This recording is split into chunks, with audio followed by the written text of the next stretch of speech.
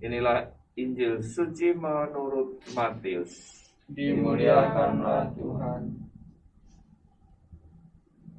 Pada suatu hari ketika Yesus sedang berjalan menyusur Danau Galilea, ia melihat dua orang bersaudara, yaitu Simon yang disebut Petrus dan Andreas saudaranya.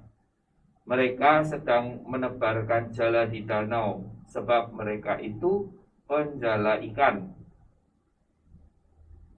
Kemudian Yesus berkata kepada mereka, "Mari ikutlah aku, dan kamu akan kujadikan penjala manusia." Mereka pun segera meninggalkan jalannya, lalu mengikuti Yesus.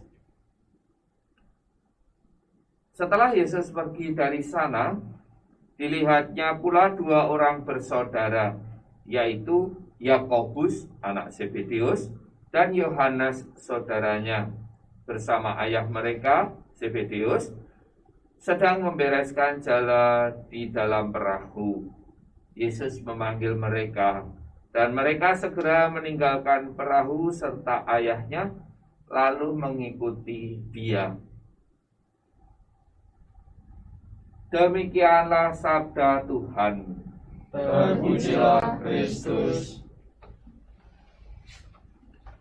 Yesus memanggil mereka, dan mereka segera meninggalkan perahu serta ayahnya, lalu mengikuti Dia.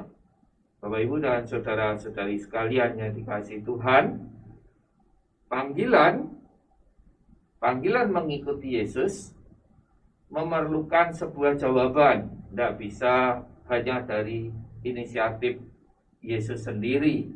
Yesus memanggil, lalu "Mari ikutilah aku," kata Yesus kepada Simon Petrus, Andreas, Yakobus, dan Yohanes. Empat orang bersaudara. Dalam kata Simon dengan Andreas itu kakak beradik. Lalu Yakobus dan Yohanes juga bersaudara. Dan mereka dipanggil Tuhan hanya dengan kalimat, "Mari ikutlah aku." Dan mereka meninggalkan jalannya, meninggalkan pekerjaannya, juga meninggalkan ayahnya. Spontan, dan begitulah panggilan terjadi. Banyak masih misterinya. Kita yakin bahwa panggilan yang kita alami menjadi sebuah panggilan yang muncul karena keterbukaan hati kita. Kalau kita tidak pernah mendengarkan sabda Tuhan, seperti dikatakan dalam bacaan pertama, iman muncul karena pendengaran.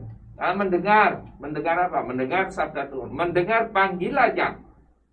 Maka di seminari ini pun, kalau kita tidak pernah, mungkin mendengar tapi tidak pernah merespon, tidak pernah memberikan jawaban.